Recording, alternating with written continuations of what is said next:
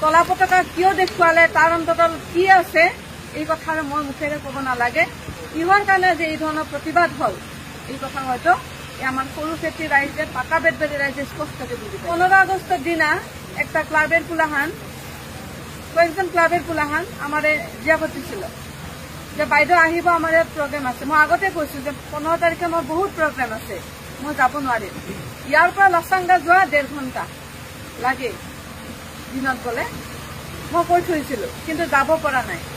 জিয়াপতি sir আমি যাই হারি নাই, ওই জন্য ওরা অনেক প্রতিবাদ করলো কালা পতাকা দেখায় আমার প্রতিবাদ করলো। আমার জিয়াপতি স্যার আমি যাই হারি না। অনেক মানুষ আমার কাছে মাপ চাইলে খারাপ পাইবে না এই জন্য ব্যবহার হলো। আমি বলছি না, আমি কিচ্ছু খারাপ পাই নাই। আমি যে পুলাহান বাড়িতে থুয়ে আইছি, আমি যে যাম বলি না যাই, ওরাও কান্দে। কিন্তু ওরা আমার নিজের সন্তান। আমি কইছিলাম কিন্তু ড্রাইভার পারে না। এখন ওরা তো কান্দা হারে না, মানে কালা পতাকা দেখায় আমার প্রতিবাদ করলো। আমি খারাপ পাই নাই তাই। তারপরে আমি বাইরে হয়েছি, তারপরে ওরা আবার মাপ চাইছে, মাপ করে দিলেন এটা পুলিশ।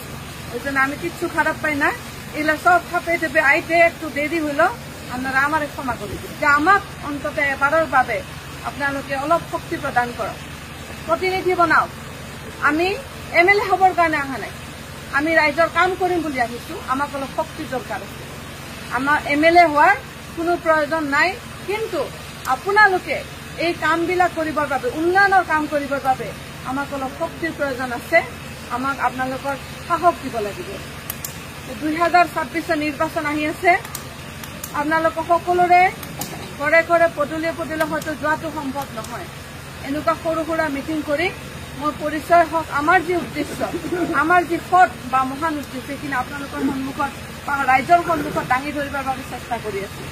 ইনশাআল্লাহ সকলোৱে আমাৰ কাৰণে দোৱা কৰিব।